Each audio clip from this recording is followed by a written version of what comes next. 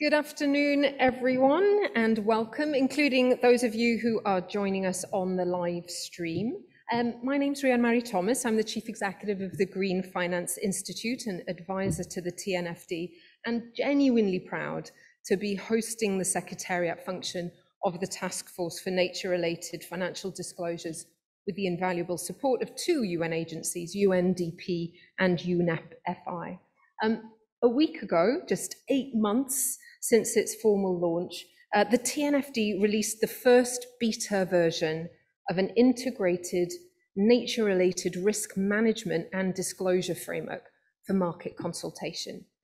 It builds on existing standards, metrics, and data, and not only did this release mark a really important milestone for the task force, it also represented an innovative approach to developing a relevant and effective framework that can be operationally adopted by businesses and financial institutions. This isn't a case of crowdsourcing a new framework, but rather a practical, iterative, interactive process that puts the market, the very preparers and users of data, at the very heart of building something that I think we all agree is so important. A decision-useful framework that will help us tackle the risk of nature loss, the risk that it posed to the stability of the global economy, and reduce the impacts of business and finance activities on the natural world. This event, kindly hosted by the City of London Corporation, marks TNFD's first opportunity to present the beta version of this framework in person to you, a select audience of UK-based finance and corporate colleagues, as well as representatives of the UK government who have generously supported the TNFD throughout. So our aim today is very much to encourage you to test the framework and to inform its development. So to get proceedings underway, please join me in welcoming to the stage the Right Honourable the Lord Mayor of the City of London, Alderman Vincent Keaveny. Thank you.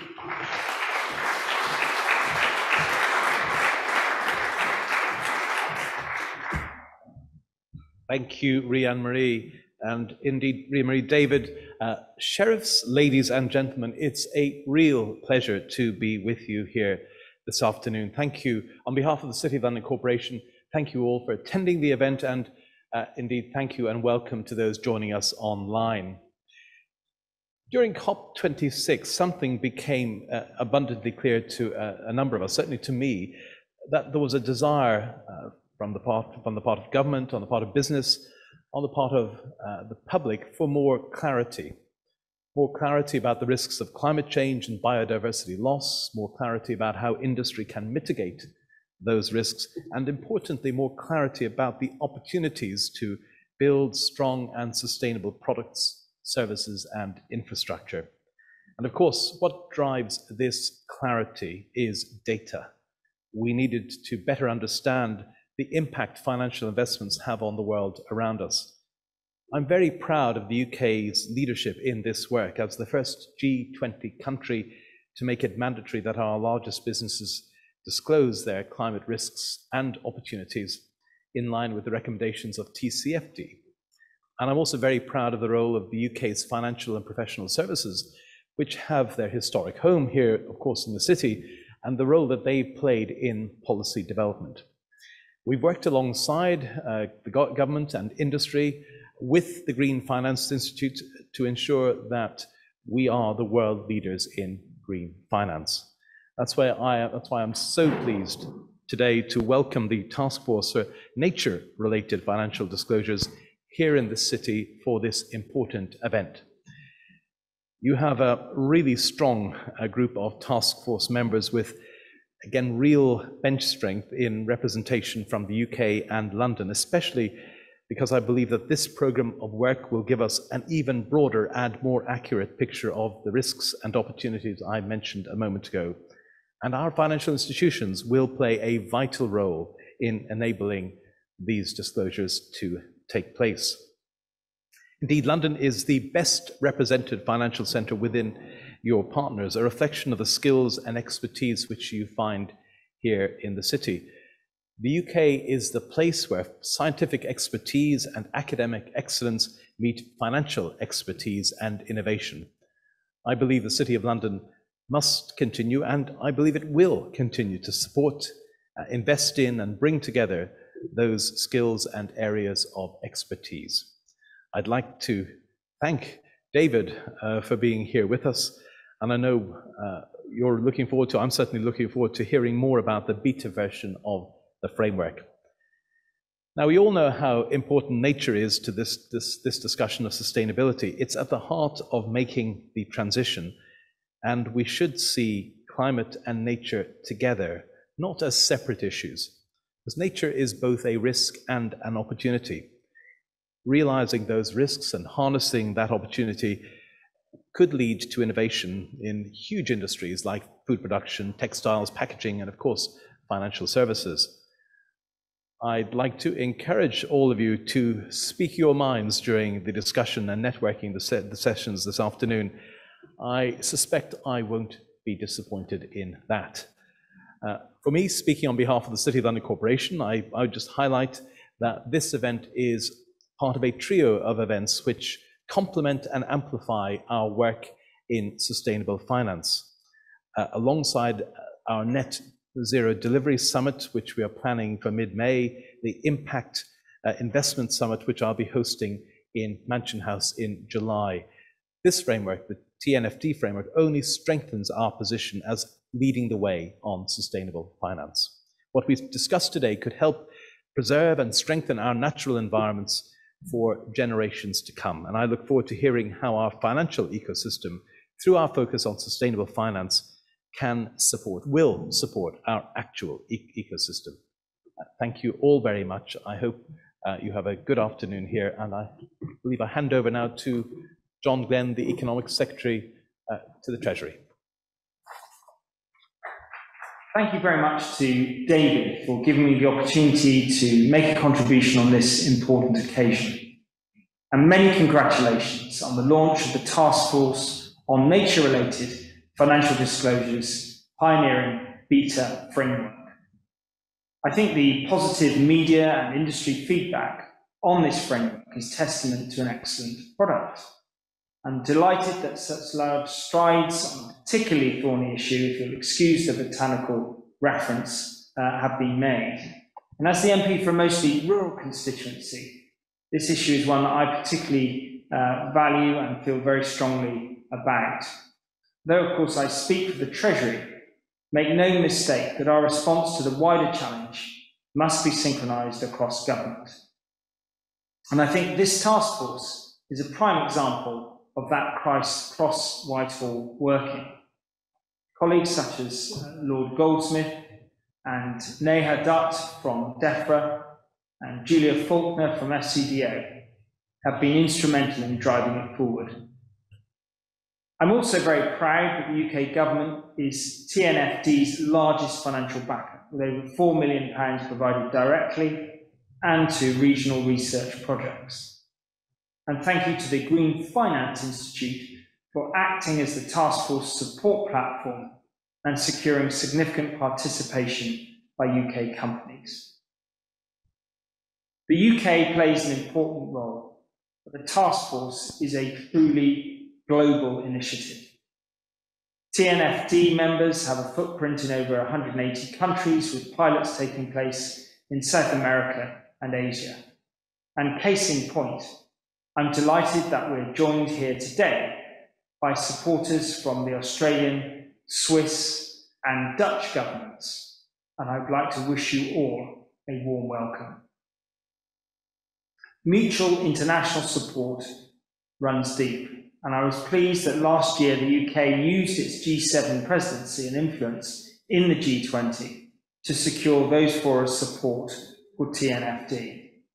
You'll remember that another key pillar of those G7 and G20 agreements was support for the International Sustainability Standards Board. To maximise the task force impact, it's crucial that it feeds into that global baseline. In the meantime, we in the UK aren't just twiddling our thumbs, waiting for TNFD framework to come out. We're working at pace to lay the groundwork for the nature-positive economy.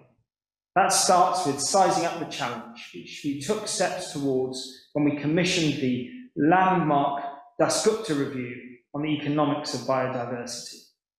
The government took those lessons learned and sought to lead by example, designing our Green Gilt framework to benefit living and natural resources, among other aims. We've also made plain that the UK Infrastructure Bank can and should support natural capital projects and embed environmental impacts into its processes. But we recognise that the government cannot and should not be the only game in town, which is why we're catalysing broader market change. Voluntary carbon markets, if used properly and made to work for all involved, are a great opportunity to change the incentives for land use to support nature. The government is engaging closely with work to bring quality and integrity to voluntary carbon markets. Beyond the financial space, in England, we're delivering some of the most significant changes to agriculture in decades. Public money for public goods will pay farmers for actions that benefit nature, biodiversity, and the climate. By literally working from the ground up and building on our G7 and COP26 presidencies, we're giving the emergence of a nature-positive economy every chance. So I'm delighted that the task force will act as a North Star in helping businesses navigate the risks and opportunities that go with that. So congratulations again on TNFD, on the launch of your beta framework. I very much look forward to seeing its positive effect and the future steps.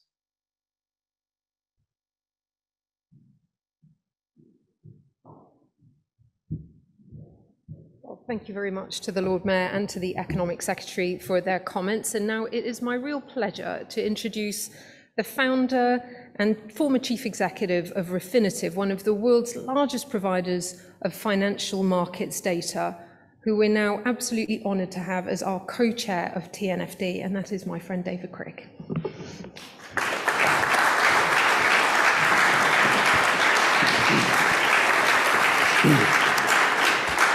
Well, thank you, Emmi. Good afternoon. On behalf of myself and my co-chair, Elizabeth Moreno, who's in Geneva, I'd like to thank the City of London Corporation, the Lord Mayor, for partnering with us today to hold this event, and also for John Glen, who apologised for not making it in person. Parliamentary matters require him there, but it's terrific to hear his support.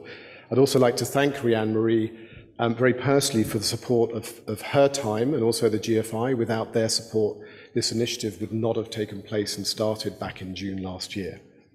I'm also glad to see so many of you here in person in Ironmongers Hall, and not forgetting that we launched this whole initiative during the depth of COVID. So it's fantastic to see you in person. I know we're all looking forward to hearing from Emily McKenzie, our technical director, and the panel of expert practitioners that we've brought together today in a moment. But before we do that, I just wanted to say a few words on the background, the goals, and the timetable for TNFD, but also how are we going to use this as a change project to change behaviours and investment approach. One of our original guiding principles was the TNFD to be market-driven, and since we officially launched back in June last year, frankly and honestly, I've been blown away by the support and interest from the market. Pension funds, asset managers, sovereign wealth funds, banks, insurance, corporations across sectors have stepped forward.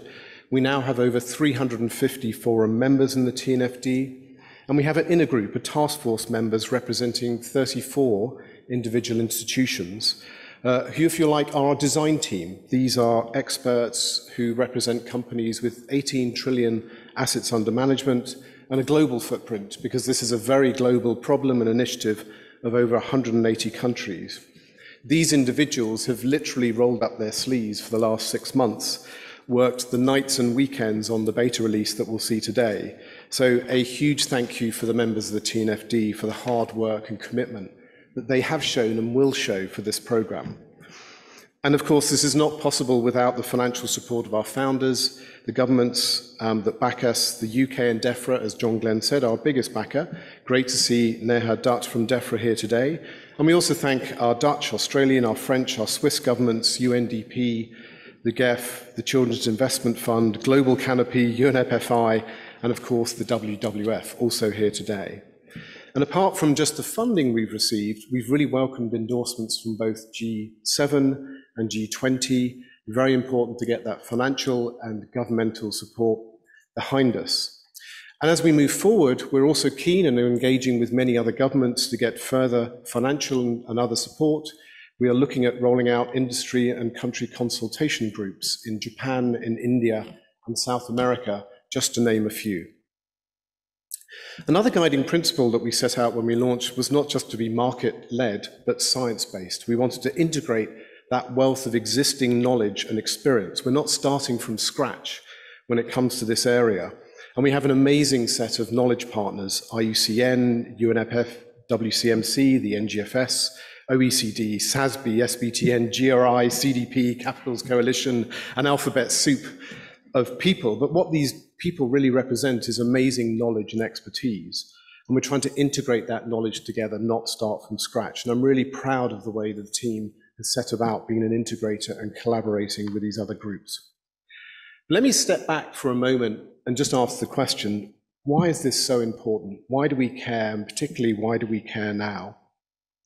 You've all seen the World Economic Forum report, 44 trillion of economic activity is at moderate or high risk from dependencies and impact on nature. This is not a theoretical risk that appears in some report. It is real, and it's across our economies, and it's impacting them daily, from the almond farmers in California who are running out of bees that can pollinate, from the semiconductor plant in Taiwan that runs out of fresh water, to the packaging company producing plastics and pollutants in South Africa. These risks are what I call immediate, and they're real. And when we talk about climate and nature together, we need to understand that we're on a slightly different time frame. And whilst the size and the risk of this is becoming clearer, what is not so clear is how do we respond consistently? How do we measure and manage nature and biodiversity risk? It is not clear yet for the corporations, and it's certainly not clear to the investors behind them. As one asset manager put it to me, what I need my portfolio managers to engage with their teams on the range and extent that nature and nature-related risks and opportunities are taken into account. And I want my teams and those portfolio managers to invest accordingly. I think, in my own observation, is the market is quickly appreciating that climate and nature are two sides of the same coin. Climate change is increasing the frequency of storms, of floods, of droughts.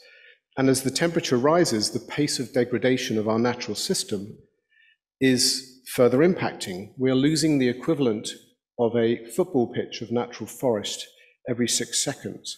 This is dramatically reducing the planet's own natural sink to absorb carbon.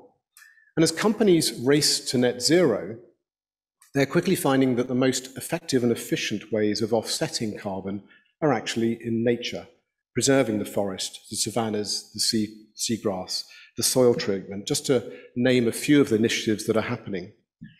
This beautiful planetary system that is so resourceful actually doesn't have a lot of time for separate accounting systems or taxonomies. And so by building on the work of the TCFD, we not only hope to see faster adoption, but also to see climate and nature attacked as integrated solutions to this approach.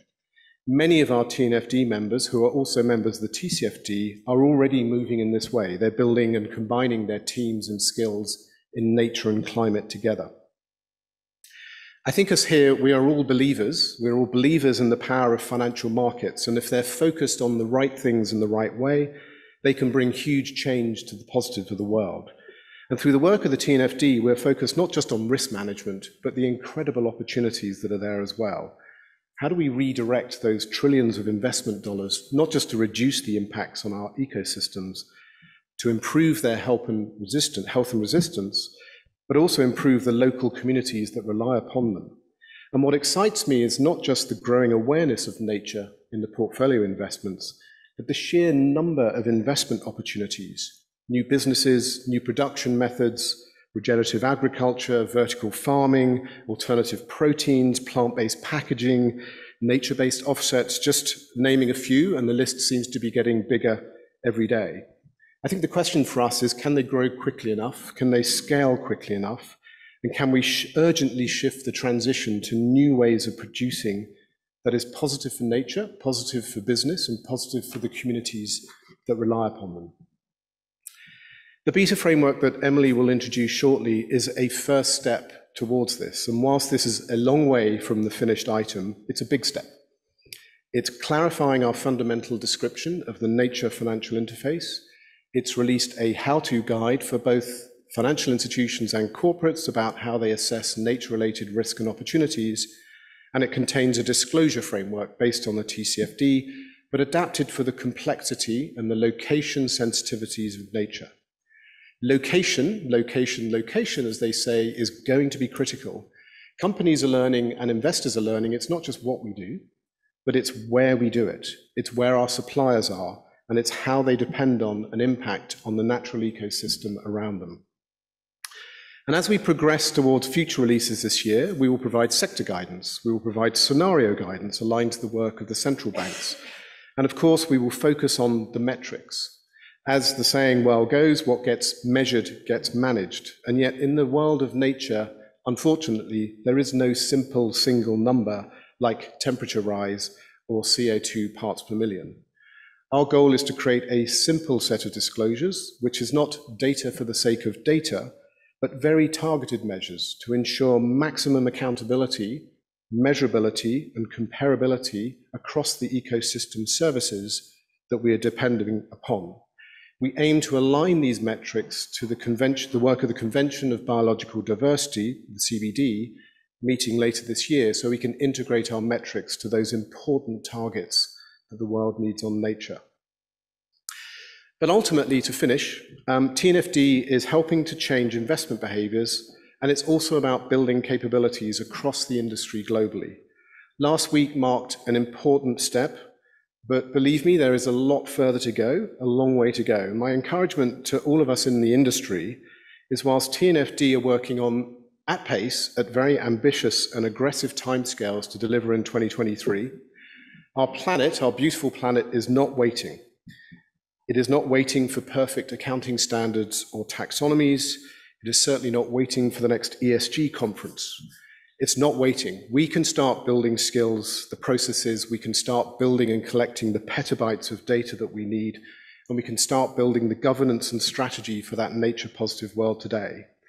I think we can, and in fact, we will, and many of the firms that I'm delighted to work with and talk with every day are starting to get there. They're starting to build those capabilities today. So there is positive movement.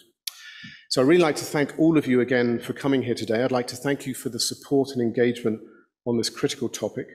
I'm really delighted now to hand over to Emily McKenzie, who is the Technical Director of the TNFD.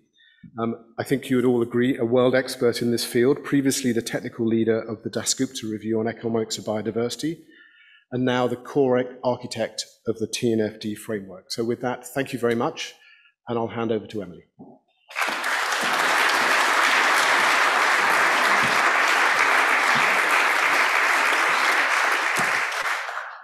Thank you, David, and thank you to our hosts and for all of you for coming here today. It's a real pleasure to see so many people gathered here together on this important topic. I've worked for 20 years on these issues, and it's been a real inspiration to start working with the task force on an initiative that is market-led and it could potentially have transformative impact. So thank you to all the task force members who are here today, and also the knowledge partners that David emphasised that we've begun work with to draw on their expertise. So thank you for the steps taken so far and for the many steps together still to come. I think the beta release represents, as David said, a really important and big step by the market to incorporate nature-related risks and opportunities into corporate and financial decision-making.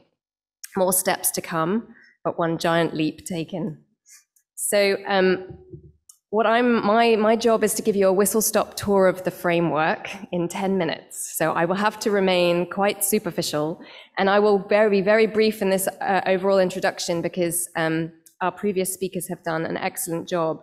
But just to remind everyone, the mission of TNFD is to develop and deliver a risk management and disclosure framework so that organizations can report and act on evolving nature-related risks.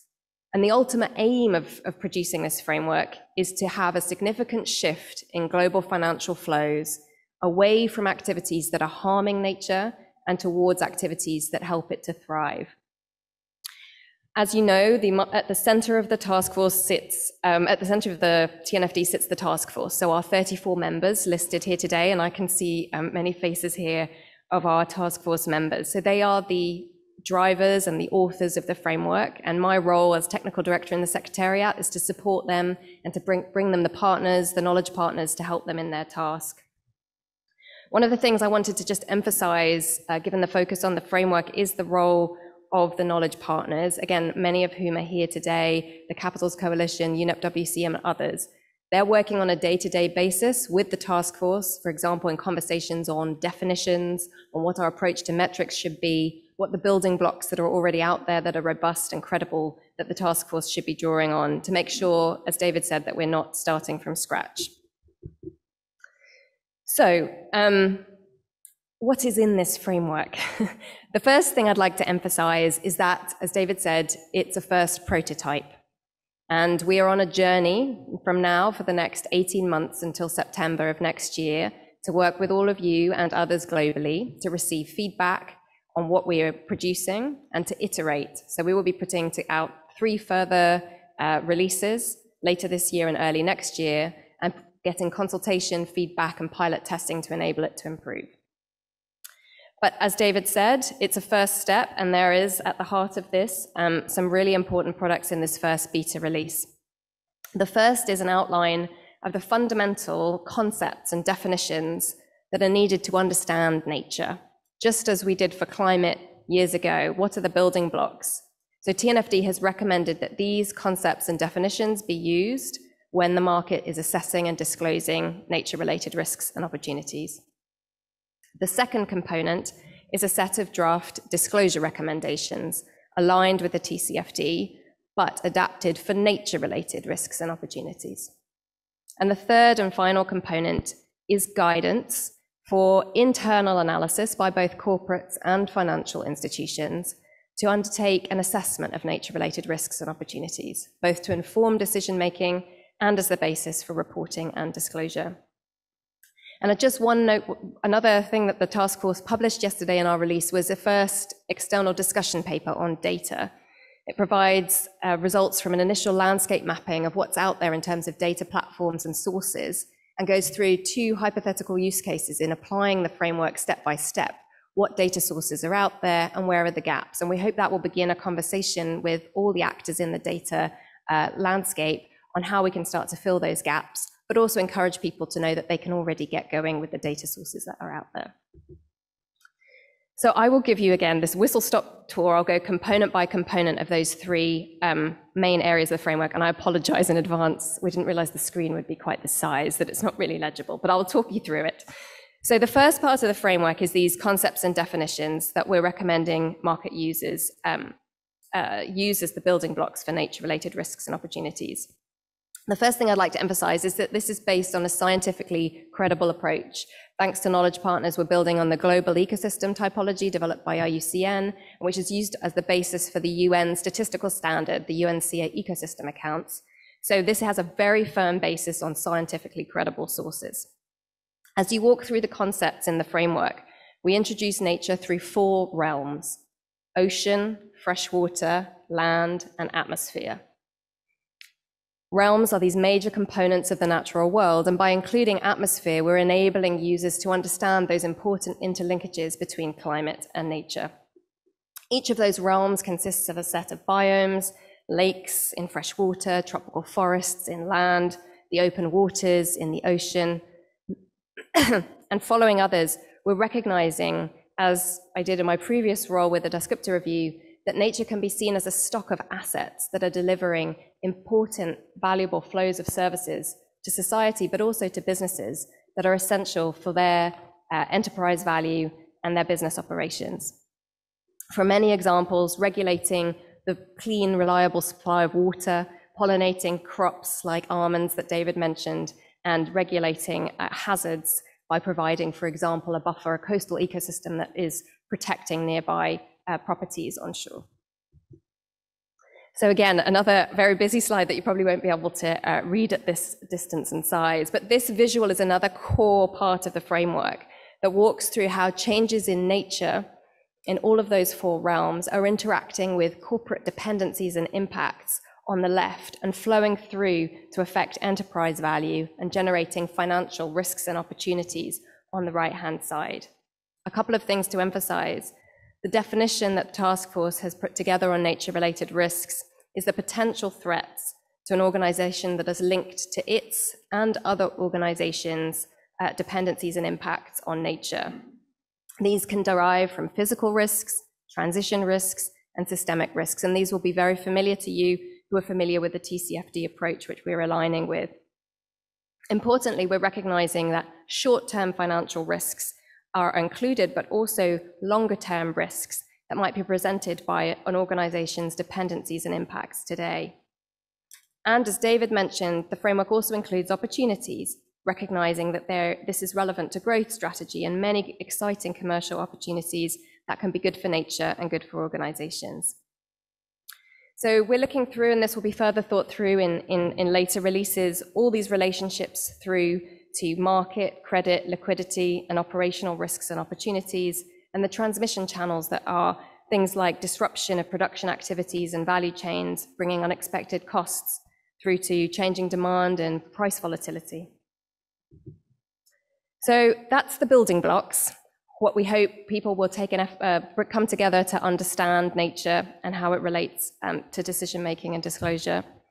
The second core component of the framework is this set of draft disclosure recommendations on nature-related risks and opportunities.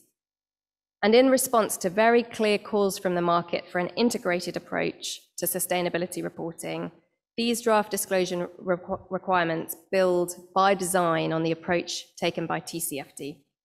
We're using the same four pillars of governance, strategy, risk management, and metrics and targets.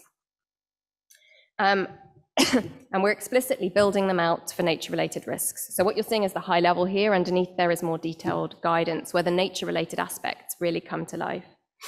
What I've highlighted in orange here are areas that will be high priorities for the task force in future releases. These are areas where more thinking will be needed on applications to nature. They include scenarios, adapting the concept of scopes, which was for greenhouse gases in the TCFD's approach, to nature issues across the value chain, and our approach to metrics and targets. Importantly, also highlighted in green here is a new disclosure recommendation. So we have 12 disclosure recommendations, including a more location-specific one. And as David said, location, location, location.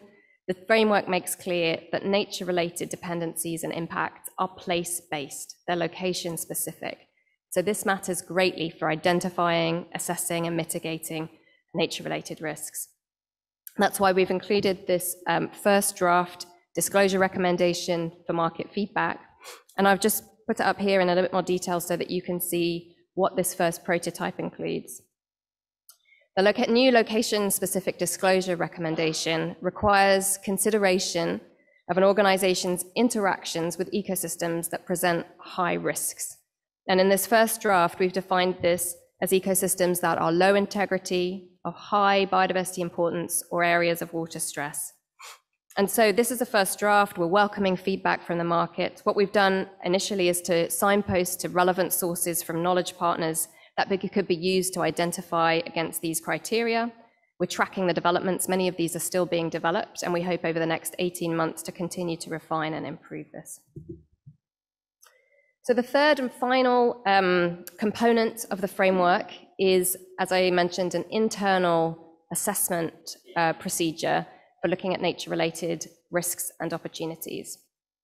This was based on feedback from the task force and the wider market that this would be essential for capability building and raising people's understanding and ability to engage with this topic, which is new for many participants. The approach we've called LEAP. It involves 4 core phases of activity. L, to locate your interface with nature, which includes a number of location-specific where questions. evaluating your dependencies and impacts, assessing your risks and opportunities, and based on that understanding, preparing to respond and report. So these 4 phases are broken down into 17 analytical components. Again, I won't go through these in detail here, but all of this is available on our website for you to go through, and at each step, signposts to the many resources, tools that are developed by our knowledge partners and others that people can use to get started. It also enables you to provide feedback on each phase so we can continue to improve. So this is the LEAP approach for corporates. The task force has also undertaken a first prototype of adapting this approach for financial institutions. In this first step, what we've done is include a set of 4 preceding scoping questions that enables users to identify what type of financial institution are they, what kind of product or asset class are they dealing with, what level of aggregation is relevant to them in terms of potentially a large portfolio, for example, and in which sector and geography are they allocating capital. And we've used this as a first series of guiding questions to help users come in and enter the framework at the relevant point for them.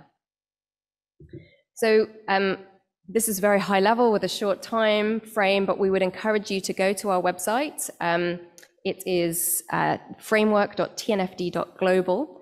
As I said, it's a very highly interactive website. At each stage of the framework and each phase, you can add feedback, which comes to us in real time. We've done this in order to allow people to explore the framework at their own pace and give us real-time feedback and make that open innovation approach real. This is just our timeline, so you know the forward timeline that David and I have been suggesting. So we are committing to produce the final recommendations of the task force in September next year, with a series of these 3 further iterations in June, October of this year, and February of next year. And we're doing this, as I mentioned earlier, but just to emphasize, this approach, this iterative approach, is to make sure we're developing this by and with the market. So for those of you who are very keen to get deeply involved, you can already provide us comments via the website, but it may be that some corporates and financial institutions would be eager to pilot test. And so we have established a process for doing this.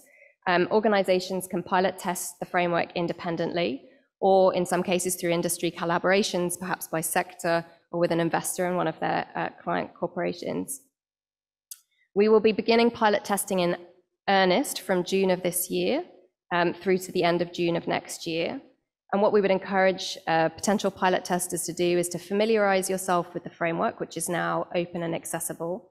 Potentially begin with a desktop exercise with a narrow scope that makes sense for your organization before beginning in earnest in June, when the next release will include further detail that could be useful for pilot testing, for example, on metrics and data. So with that, I'd like to close, thanking you again for all your contributions, for those of you who've helped create the framework, and in advance for all the help still to come in taking us to the next 18 months to support the task force on the journey of creating this framework. Many thanks.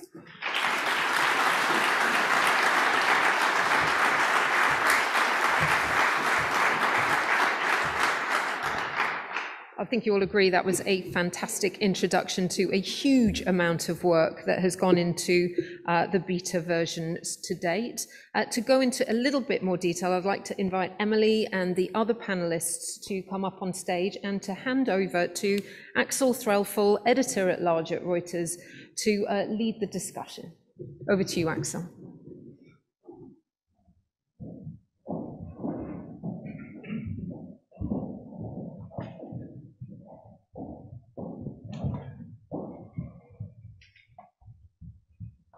Good.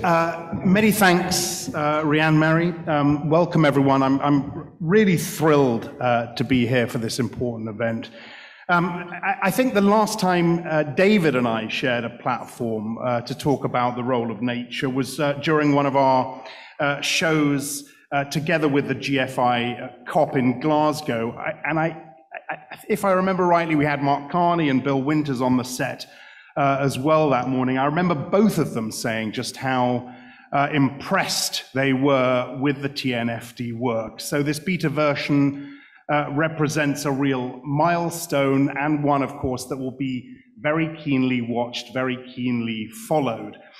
We've heard over the last 20, 30 minutes or so, a lot about the context, the journey, London's role, the UK's commitment to this space. What we want to do now is delve a little bit into some of the detail, find out how this is going to work in practice in real life, really try and look a little bit more closely. And of course, I'm going to have to play devil's advocate a little bit. I'm going to have to challenge a few of these ideas because that, unfortunately, is the hat I often have to wear. So welcome to all of you. Look, I'm not going to read out your names. Hopefully you can see who we've got with us here on stage.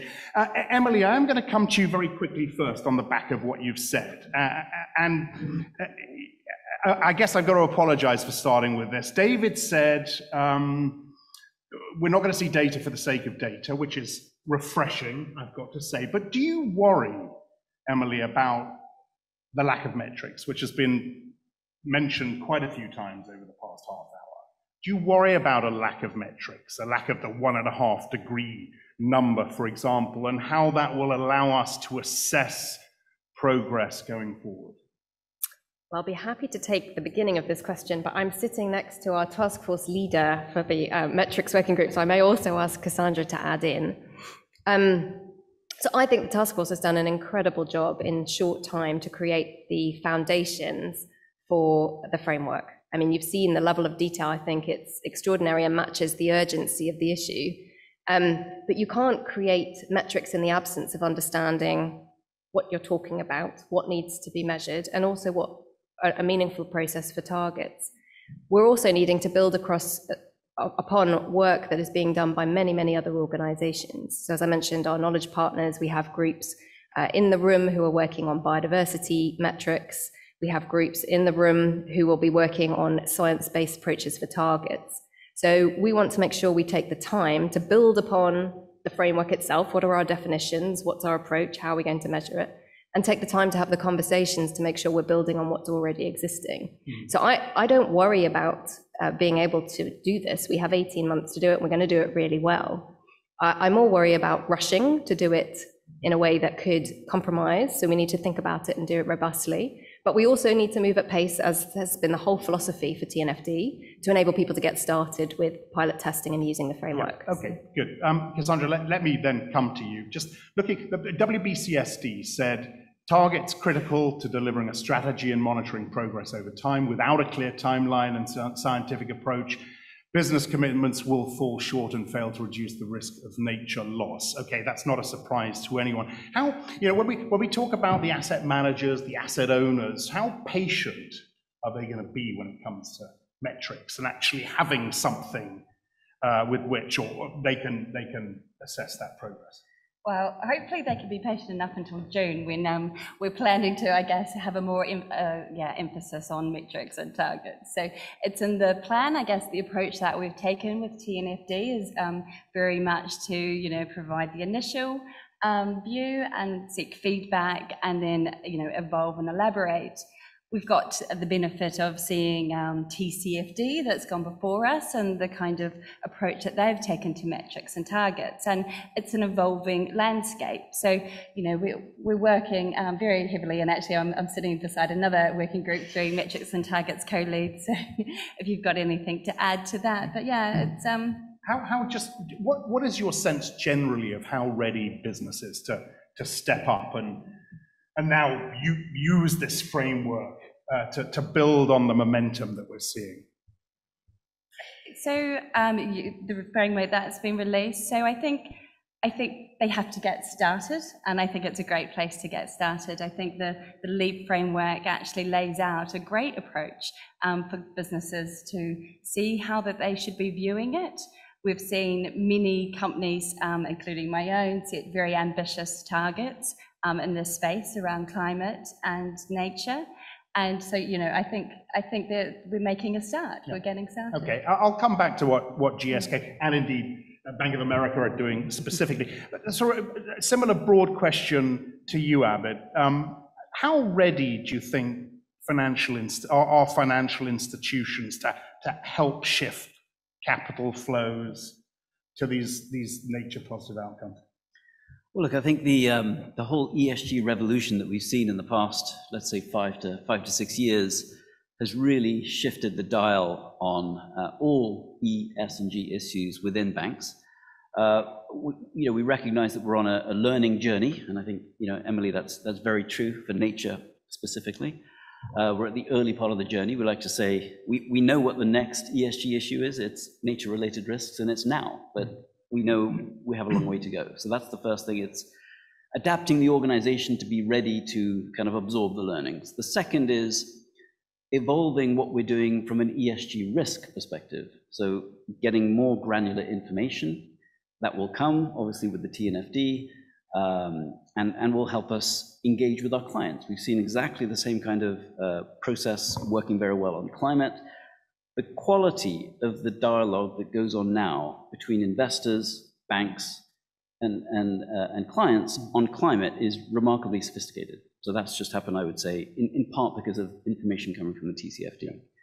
The third dimension is opportunities, shifting the capital. And the WEF, I think, talks about natural capital being something like a $10 trillion opportunity by 2030. Well, the metrics will help us integrate ESG KPIs, as we like to call it in the city, into products like bonds, loans, supply chain finance, trade finance, so we can then shift capital in the right direction. How easy is it to sell this higher up the chain within the bank, CFO, CEO?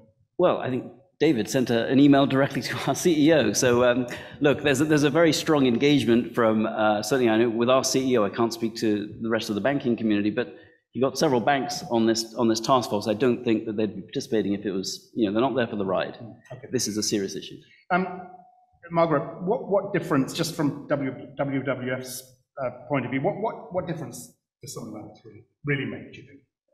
Well, it's a good question, because this is, at the end of the day, a disclosure framework. And I think it's an important way to push the industry forward to do a couple of things. One, take a look first at what your dependencies and impacts are on nature. And I think, as we learned with the TCFD application, as companies were going through figuring out, and financial institutions in particular, what sorts of information they had, how they had that information, whether they could bring them together, whether they could tie, or how they could tie it to financial risk, that process of discovery that will be facilitated, I think, by the LEAP model in particular, is very important. It helps, it's a powerful set of questions inside an organization to make them start to think about how they're exposed to risks, how they're causing risks that they were not aware of heretofore. I think it pushes the leaders along. We've had, as WWF, a number of corporates and financial institutions come to us, say, okay, we get it. We understand this biodiversity loss thing is really important. What do we do about it? And I think there are already tools that institutions can use, like the Encore tool many of you would be familiar with from the Natural Capital Finance Alliance and the UNEP WCMC, World Conservation Monitoring Center. And this LEAP approach is a way to start to look. But what we're going to need to get to is a policy environment that sets a clear goal for nature positive. Yep. We're quite concerned that the CBD, the Convention on Biological Diversity, global biodiversity framework is not yet ambitious enough, and we need the global policymakers also to recognize they need to move quickly to get in place a mission to deliver nature positive. And look, we will come back to policy, and I know there's some governments represented here in the room as well. We will come back to this important question of policy. Very quickly though, Margaret, TCFD, TNFD, a lot of discussion about having both of these. I think I asked David during COP, given the advances TCFD has already made, would it not be better to expand the TCFD to include nature rather than set something completely different up? What are your thoughts on that? Well, I think a number of us had suggested that as a start, and in fact, there's a lot of work still happening within the TCFD, and if you look on you look at their work in particular on physical risks, because that initiative very much started around transition risk, policy risks. What are your stranded assets? How do you find them? How do you ladder that up to financial impact? They've been looking more recently really hard at the physical risks. And as they get deeper in the physical risks, like water, today's World Water Day, they realize how very closely related climate and nature are, and I think we will come back to those two becoming quite well aligned. And it's good that TNFD is taking this effort forward, cognizant of and building on the work that's already been done in TCFD. Sorry, I didn't want to interrupt you, but again, something we talked about in Glasgow, the possible tensions between reporting on nature and reporting on climate. I guess what I'm saying is not all net zero solutions are nature positive. I wonder how that balance might be addressed. Emily, do you want to have a go at that? I think it's absolutely essential that these things are seen in an interlinked way, because you can't achieve climate goals without nature. Nature-based solutions, some estimates are about a third of solutions for climate change could come from nature-based solutions. Similarly, you cannot achieve nature goals unless we address climate change. It's one of the biggest and could become the biggest driver of nature loss. And there are opportunities on the opportunity side to be benefiting both. So it makes total sense, and the Task Force on Nature-Related Financial Disclosures in our framework is actively encouraging an integrated approach. And I think this is where things will move. We're aligning with an overall global baseline for sustainability reporting, where climate and nature will be essential parts. And also, of course, the link to social issues, which are, none of this happens in the absence of people. Yeah. If I can just add, I mean, I think we're already beginning to see a premium. I think it was John Glen mentioned the voluntary carbon markets. We're already seeing a premium for carbon removal, which includes, of course, many nature-based solutions, versus so-called avoidance credits. So the market is beginning to factor those, the sort of the win-win benefits of having a climate nature solution. Yeah. Okay, let's get into a little bit of sort of company-specific stuff now, and let me start, Cassandra, with you. I guess why it's so important for GSK to be involved in this, what you're doing, how you're using the framework to really up the ante, up the momentum, up the ambition within the company. Yeah, so for us, it's a thriving natural world is fundamental to human health, and also the long-term success of businesses. And, with that in mind, we're a scientific led healthcare company. It's important for us to be leading on this and understanding our own impacts and dependencies. And that's really why we've been involved with the TNFD right from the outset. So we were involved with the informal working group as a start, and now as a task force member. It's something that's really important for us. We are still, we're getting started in using this, so mapping out our impacts and dependencies, but we very much intend to use the framework as it has been presented, and looking forward to it. And obviously you're on the task force. You're all on the task force. How easy is it to use this framework? I mean, clearly issues are going to be ironed out if there are indeed issues. There are people in this room who are going to be using the framework, seeking direction from you. What do they need to watch out for? So I think acknowledging the fact that the framework has been adapted from TCFD. So those of us in the room that are UK-based companies, this has been the first year where it's been a mandatory reporting requirement. So we're not starting from scratch. We have learnings from that, and so having a similar framework and enables us to kind of see where we want to go and to include nature. And as I said earlier about the targets and metrics, we've set ambitious climate and nature targets, sort of together. Mm-hmm. I think, using the LEAP framework, though, gives people a place to start, and they can see, because it's going to be fundamental to map your impacts and dependencies, to really see where the material elements are that companies need to disclose. I think that's important to acknowledge it. Okay, look, I'm going to open this up for questions. I'm going to split this into two, so I will come to sort of an early round of questions in just a sec. So have a think about some questions. But Abid, same question to you. Really, how this works, in the bank, on the ground, the sort of work you're doing, what's working well, what you foresee working well, and where you think you might see some stumbling blocks. Look, I think the some of the elements within TNFD still need to be further defined, and that will be focused on specific scopes of financial instruments. So the LEAP process has been carefully tailored to have essentially, you know, a version for corporates and then a version for financial institutions. In the course of going through the process, financial institutions will need to figure out, you know, am I reporting on, you know, on balance sheet financing? Am I reporting on project finance? Am I reporting on, you know, investments that are made, you know, capital markets activity, advisory? So it will need to be specific to the type of financing that's being provided. Now, it's challenging for an organization like ours because, of course, we're involved in almost all of those activities. So that's the second point, which is how to make this process focus on the most material risks. It shouldn't be just Sigma all of our clients, right? So it has to be where, and we may get some interesting conclusions, right? I mean, one of the things that we've been talking about is everyone assumes probably that, oh, it's going to be the Amazon, right? If you were to guess.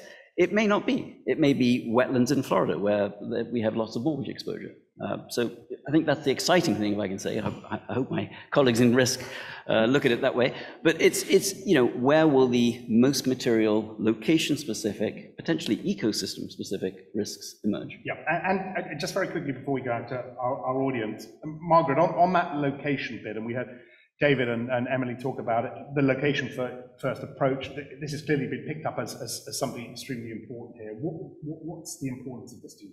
Well, it's the significant difference between TCFD and TNFD, because with climate, it doesn't matter where your GHGs are emitted or where they're absorbed, but where your activities lie, the ecosystem in which they operate, make all the difference.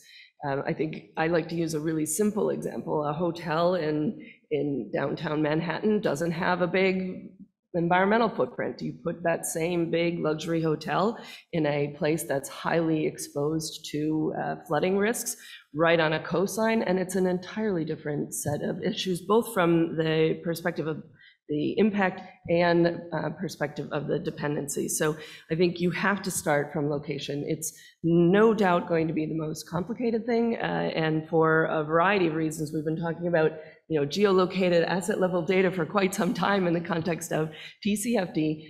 It's going to be needed in TNFD because you need to know where your assets are located. You need to know where you're sourcing your products. You need to know where you're selling your products into in order to determine your dependencies and impacts on nature. Okay, good. Sorry, did you want to add something? Okay. Let me throw it out for a first round of questions from our audience. Anything at all for the panel, and then we'll come back to some of these other issues like policy participation, etc. Has anyone got a question? Yeah, and if you just wait for the mic, because this is being streamed live. So if you just tell us who you are and where you're from. Sure. Hello, I'm Simon Connell from Standard Chartered. I want to connect something that Margaret just said with something that John Glen said at the beginning, which was that he was in a rural constituency. We've seen a lot of the transition risk discussion in TCFD naturally focus on a small number of sectors. So how do task force members think that we can ensure that this is an inclusive process in which it doesn't suddenly narrow down to those sectors in which we most naturally see nature as their scope one, if you will? Yeah, I mean, Emily, I don't know if you want to take that. Again, this is something that WBCSD talked about, but. Yeah, absolutely. And it's an exciting phase for the task force because in this next sprint, we're in a sprint mentality. We've just been deciding our next set of working groups, and we'll be developing a set of working groups on sector-specific guidance. And one of their first tasks will be to think about how do we approach sectors. We need to be practical. We can't tackle it all. How will we prioritize them and then start to get into sector-specific? So that's all the work to come. I think what's interesting from the WEF and others' work is to show how many different sectors have material risks, the dependencies and impacts that lead to risks and opportunities, and it's way beyond agriculture. I think there are 22 sectors that they identified, and within the task force, I'm forgetting the number, but I think we have about 12 to 18 represented through the task force. So we want to do justice to the breadth of issues, and having Cassandra here today from a healthcare perspective, you know, really emphasizes that this isn't just about agriculture. This is a large number of sectors, and we'll need to do justice to those specifics in the guidance that complements the framework. You know, the other interesting piece I saw, again, from that the WBCSD report, businesses commonly identify fresh water as a material issue, followed by diversity and land, rarely oceans as a material issue. And this was what really stood out for me. Only 5% of businesses comprehensively assess their impacts and dependencies for all realms of nature. Yeah. I found that quite surprising. No, it's something that came out in the discussion paper led by the data working group, that there are big gaps in the data, for example, in the realm of ocean. And I don't know if you noticed, but when I listed the realms, I put ocean and freshwater before land purposefully, because they cannot always be the last to be considered, particularly oceans. We have issues around marine dead zones. We have issues around fisheries. These are really material issues. And one of the things we will need to grapple with is an approach to looking at which sectors and which dependencies and impacts to tackle that isn't limited by where the data is. That's why I think it's so powerful that the task force put this discussion paper out on data, because TNFD is not working in a vacuum. We need the whole data and metric system to move with us to be able to fill those gaps. Okay, good. Let's have another question. Yeah, gentleman right there.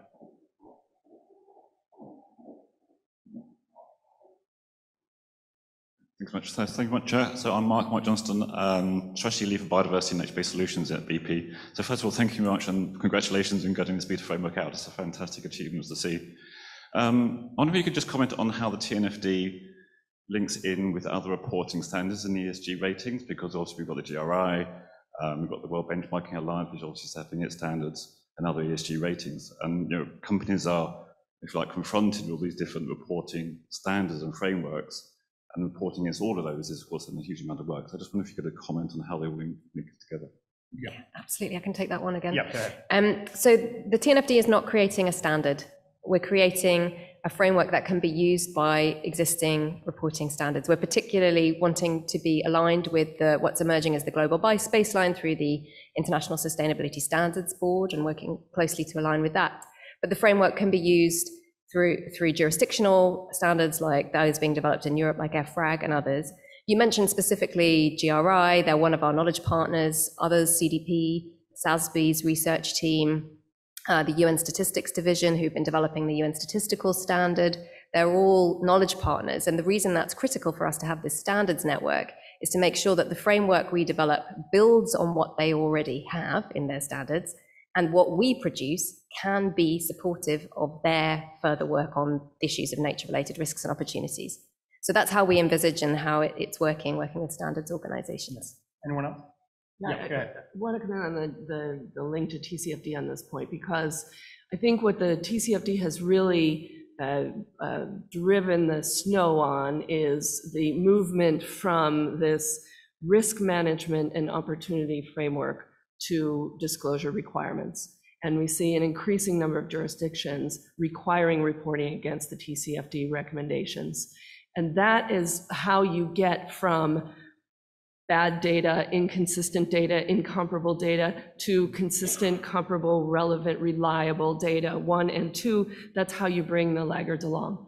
Because we have right now a group of leaders in the space who are very interested in learning how they can reduce their own impacts, walk a little lightly on the earth, but we need to bring the rest along, or we won't get the change that we need at the pace that we need, given what we see in terms of the level of biodiversity loss. Okay, good. Thanks, Margaret. Let's take one or two more quick questions before we continue. Anyone else? Yep. Location question. Just want to ask the panel sorry, Andy Duncan from Hanson Quarry Products, Heidelberg Cement Group. The difference between global reporting from our parent group, do you want us to be nature positive average globally, or are analysts going to drill down at every single one of our sites to look at site-specific nature positiveness? As someone who's got to gather that data from all of our hundreds of sites, it's worrying. That's a great question. I'm going to hand it to you, Emma. Yeah, sure. Well, I'd welcome a conversation to follow about how to tackle this, but your question begs the question of how do we define nature positive, and what we've done in our first release is set this out as a high-level goal that moves the state of nature, increases the state of nature in a number of different ways you can measure that, and we're obviously actively watching the development of the global biodiversity framework of the CBD, which will be setting these umbrella targets, but that's at the global level. We also need to be looking at targets that are meaningful at national and local scales, being developed by national policies and by local communities that are meaningful for the ecosystems in which they're operating. You know, what's the carrying capacity of this lake before it tips into a kind of eutrophied state? And so there will need to be meaningful location by location, we know can be demanding. So we need, and that's one of the things we did in the first prototype of LEAP for FIs, is start to think about what's the level of aggregation that's meaningful, while still knowing that we have to be true to the fact that these dependencies and impacts are local. That's what we're wrestling with, and we want to come up with something that is pragmatic, but also scientifically robust and meaningful. So that's the journey we're on, and we really appreciate feedback on how to tackle this. And Cassandra, clearly a very big issue for a company like GSK. How does I haven't come to you on this location approach, but how does it fit in with what you're doing? So I don't know if it's a big issue, but you know, we are very much, I guess, looking at our impacts and dependencies. So we've focused on how we define nature, which is around water, biodiversity, and materials, and use that to sort of do I guess what you put on the screen about, I guess, a value chain view, so we could understand better that way. And that, you know, does require a lot of data, and that's probably one of the challenges that, you know, we have as companies to source that data. But it's I guess, again, going back to getting started, you know, that's how we've defined the way that we're looking at it. So it's been easier to do by doing it that way. Okay, good. All right, I want to come, there'll be another opportunity for questions in about 10 minutes, but I want to come to the policy participation question. I know there are 2 or 3 representatives of the policy side in our audience. And I believe a number of governments signed up as forum members as well. I guess the question is, how much interest are you seeing from the policy side? Because what governments agree, I guess, is going to ultimately, we come back to metrics, it will ultimately inform the metrics and inform the targets. It's a critical piece of this, is it not? Abid, let's start with you, and then you can all have a crack at this. Yeah, I mean, look, if you look at the climate area, net zero started out as something which was in the Paris Agreement, 2015. Many governments then set their net zero targets, and increasingly a large number of companies, I think it's a ridiculously high number, if I can say, of the Fortune 500 already have net zero by 2050 targets. That then leads to setting interim targets by 2030, which of course make it here and now as opposed to something that's aspirational for 30 years down the road. And many of us in the financial sector are currently grappling with what should sector-specific targets be for 2030. We have to have that same sort of trajectory of the issue in nature, and it's unclear to me whether we will get that in the CBD, but it's absolutely necessary to create that same rigor and the same granularity on targets. In terms of the participation you're seeing now, the willing, this was a massive topic when we talked about the climate, the policy drag, if you like, on the climate side. Do you envisage exactly the same thing happening on the nature side? Well, I think the good news is that companies are, through the TNFD process, already going to be learning a lot from this early engagement. I mean, there is a lot of information, a lot of, the definitional piece that was included in the TNFD is going to be a huge capacity, engagement tool with corporates and financial institutions. And I think, it's okay for there to be a little bit of a lag time before we get something that can be translated into investable targets. There's a lot. Yeah, 2 things. There are meetings right now happening as part of the Convention on Biological Diversity, discussions to set that big global framework called the Global Biodiversity Framework. And the question comes up of what's the 1.5 equivalent for biodiversity, and we've been trying to engage in a discussion around this nature positive. We need to bend the curve of nature loss by 2030. That means we need not just less nature loss, but we need more nature in 2030 than we had in 2020. That nature positive is going to be a very important global framing. We also need that agreement to come with real, the real ability to deliver implementation mechanisms. It needs to have a review and ratchet like we have in the Convention on Climate.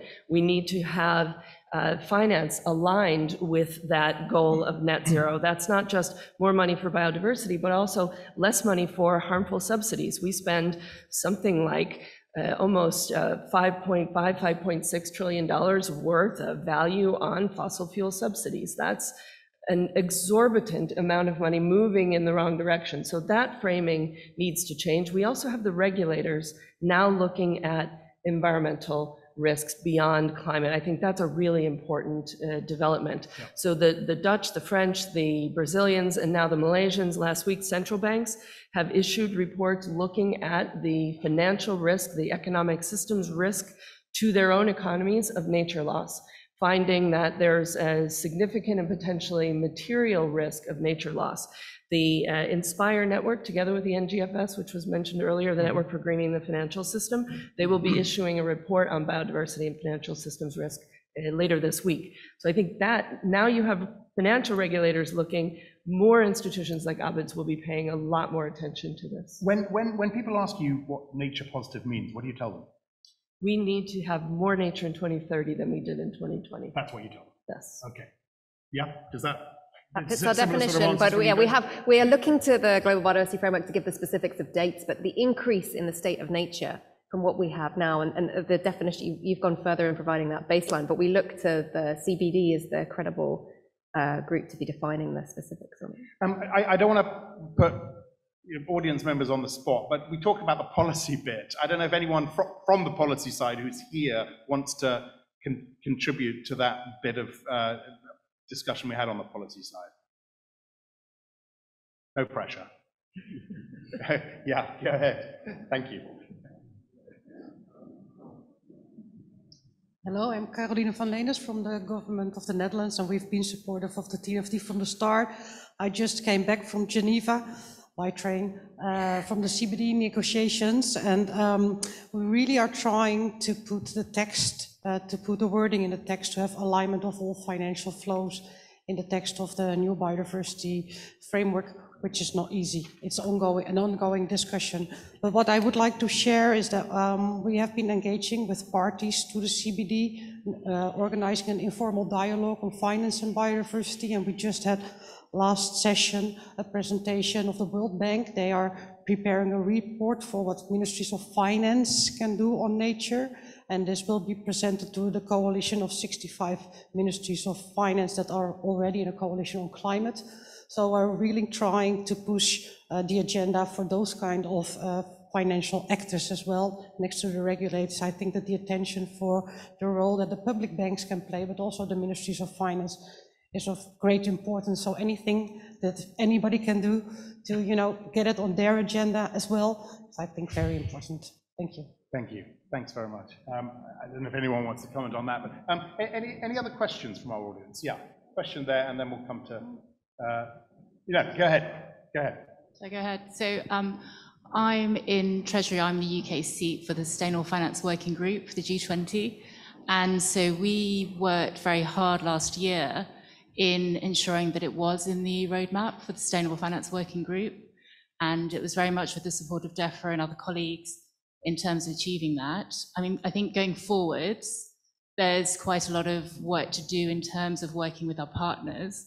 And I think particularly countries like Brazil, Malaysia and others who are pretty key in the G20 are really important. And so I look forward to working with the task force members in ensuring that that can be fed through into the coming year. I think next year India, as G7 presidency, is particularly important. And I think it will be good to think about how we work with them at all levels to ensure that biodiversity is well considered. Great. Thank you. Thank you. Thank you very much. Yeah, there was a question at the back, and then, go ahead. Yeah, hi, Chris Sodder from Impacts Asset Management. So we're big supporters of the TNFD. We're part of the forum, and congratulations on the launch of the Beta framework. I just want to make a comment relating to the policy sort of framework, but also linking into investment opportunities. So we're an investor in, the transition to sustainable economy. That's where all our assets go. In comparison with climate, I think we're waking up late to the dire situation that we face around biodiversity loss and nature. But our policy framework is comparatively sort of nascent and embryonic. So I guess on the one hand, we have the risks associated with the transition are not clear. So at the moment, policy, it's not like having carbon pricing out there. You can't see who's going to be in trouble. I'm slightly nervous that we're waiting for the global biodiversity framework to deliver this. And I think there is going to be a role for national policymakers to kind of go first and really kind of be demonstrating what the unsustainable actions are, so that you can then define what transition risk looks like in a sort of nature-related. I'd be interested in the panel's view on that, whether there are some good ideas out there you're already seeing that are starting to make those risks more apparent to investors. And then on the other side, I think we have a lack of investable opportunities at the moment. In comparison, when TCFD came out, it was pretty clear that we had some really obvious things that you could invest in. A lot of the ideas that funds are kind of being proposed for at the moment are around kind of reducing pressure on the natural environment, not getting to that state that you're talking about of regeneration. So again, I'd just be really interested in the panel's view about how we can accelerate a debate around those solutions and kind of help build out that part of the framework. Yeah. Thanks. Excellent. Thank you very much. So delivering a step change in nature positive investments, how are we going to make that happen? How quickly can you make that happen? Yeah, go ahead, Ed. Yeah, so I think right now 14% of capital flowing into nature opportunities is actually public finance. So that sort of validates what you've just said in terms of private investors looking for the opportunities and sort of not finding too much at present. So one of the mechanisms we would like to see is can you replicate what happened with carbon pricing? Is there an analogy? Perhaps it's markets for biodiversity, for ecosystem services. Those are happening on a very small scale. They tend to be very location specific, which is probably good because it's enhancing nature locally.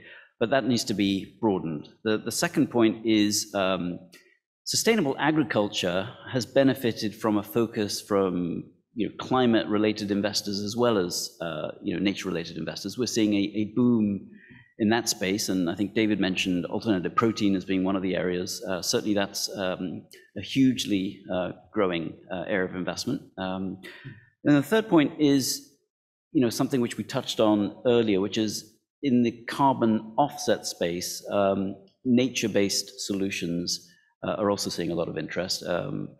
But again, there needs to be something which is valuing the nature dimension, whether it's biodiversity or ecosystem services that currently there's no value, and having a value there would certainly enhance the returns. Okay, good. Yeah. I wanted just one fine point on that. There is value, there's no price.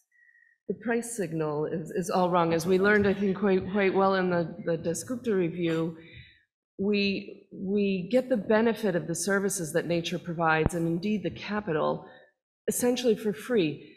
We all suffer the costs because they're not actually valueless of using them as though they are free. I think that's really the problem that we have in nature that we don't quite have in climate, or we have less of in climate because we're now better able to put sort of pricing mechanisms around climate in a way we haven't been able to yet quite around nature. And one of the other things, and I know there's a question at the back, and I'll come to it in a second. One of the other things we talked about in Glasgow with the Bezos Earth Foundation in particular, is there enough capacity in nature-based solutions to make this a meaningful asset class yet? As well, there's enough capacity to absorb the capital being allocated. I know that's another whole different discussion, but certainly one that no doubt we'll talk about. Let me come to the question at the back. Thank you. Ian Dickey from Economics for the Environment Consultancy, FTech. I wanted to ask the panel if they actually think the 1.5 degree target kind of parallel is helpful, because I would say maybe the answer should be reframed to not have businesses waiting for you to give them a target, or government to, but the question should be to business, your target should be the data you need to manage your risk adequately, and that's what this framework is helping do. So the question is, do you have enough data to know yourself and to tell your investors that you're managing your nature-related risks well enough? Yeah, Cassandra, I don't know if you want to have a go at that one. I think we're on a journey. I think that's probably a good place to start with that, but I don't know if that answers your question specifically. I think that's probably a challenge. So, we see, and we haven't actually talked about, the Science-Based Target Initiative as well, but that was very much aligned to TCFD. I think, it's important that we have I guess, the equivalent for TNFD through the Science-Based Targets for Nature. And I'd just say I completely agree with Ian that it's not helpful to think of one metric and one target. And I have had a history of hearing in conversations, particularly within the private sector, sort of yearning to have that clarity. It's not possible with nature, but that doesn't paralyze us. We can have meaningful targets and meaningful metrics that get at improving decision-making, which is ultimately what all this is about. And that's going to look different for each organization, but we can have a unifying framework that's scientifically robust that enables people to get started. And while I have the mic, I just wanted to come back to the policy conversation, because so my previous role was embedded in the UK Treasury, working on the descriptor review, and now moving to working with the task force. What I'm really excited about is the kind of yin and yang of the public-private interactions. Because for a market-led task force of financial institutions and corporates to be acting as they are at speed to create this framework shows they recognize these are material risks. So that's a message to governments everywhere, that the private sector is saying, we're already experiencing these risks. We're creating a voluntary market-led framework, but ultimately this change needs to happen now. And then we will see what action comes, as it has done with TCFD, with governments and regulators thinking about the policy requirements that need to go hand in hand with that. Because as our task force members have said, the private sector also needs clarity from the public sector about what the policies and targets should be. Look, really, really quick. We're gonna have some time after this to mingle and chat, but I'm going to be in trouble for this, but let's take these two questions very quickly and then we've got to wrap. No pressure, right? It's Grant Rudgley from the Cambridge Institute for Sustainability Leadership. So I'd like to just get onto the subject of SMEs, which were mentioned within the beta framework. So at the beginning of supply chains, it's small companies, consumers, communities, smallholders. They're often the stewards of nature. And then equally, we've mentioned location. These same companies and communities are the ones with the concentration risk, because when nature loss declines, they're the ones that are going to be most affected rather than a big global corporate. So my question is if and how these SMEs can be included in this process today, because to me that seems so critical. Yeah, no, it's a really important question, and we are setting up processes not only for national consultation, but consultation with local communities, indigenous groups and SMEs to enable us to get that kind of feedback. It's going to be challenging to do that in a meaningful way, but it's a very high priority for us, recognizing, as you've just stated, that it is, first of all, those groups that have the highest dependency and the least ability to sort of swap in and out. You can keep, to a certain extent, you can keep shifting location, right, until you really finally run out for large corporates, but for smaller, you don't. And same for local communities, they face the same issues. And we know from the evidence that community-led approaches, and a lot of the work from WWF, are some of the most effective for both conservation and restoration. So, yeah, watch this space, which we're putting in consultation processes to try and get at exactly this issue. Okay, very good, very quickly. Hi, yeah, go ahead. Thank you so much for taking the last question. This is Roberta Franchi from World Benchmarking Alliance. So looking at the framework, I see that there's a lot of focus on the risk aspect, but I'm just wondering if you're considering double materiality in the framework and how you're considering measuring impacts rather than just risks in terms of what the impacts of the corporations are on nature here. Thank you.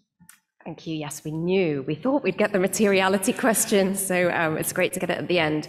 So yeah, these terms of double and single and dynamic materiality are commonly used. I think what what we've seen is there's actually convergence in the market around the fact that both impacts and dependencies are essential to understand to get at both risks and opportunities. So it's not an either or. And as you look at a not very far distant time frame, you need to look at an organization's impacts, which when focusing on enterprise value can quickly come back to affect their dependencies. So we've developed a framework that is aligning with what we see the global baseline to be through the International Sustainability Standards Board, but with the flexibility to apply for organizations who want or have to have additional or different materiality standards. So we don't see this as an either or between double or single. We see us creating a framework that's applicable across the board. Okay, very good. Lots of questions, which is always a great sign. Thank you very much to everyone for your questions. Emily, Cassandra, Abid, and Margaret, thank you very much indeed to all of you. It's been a super discussion. I'm going to hand it back to Rhian Mary.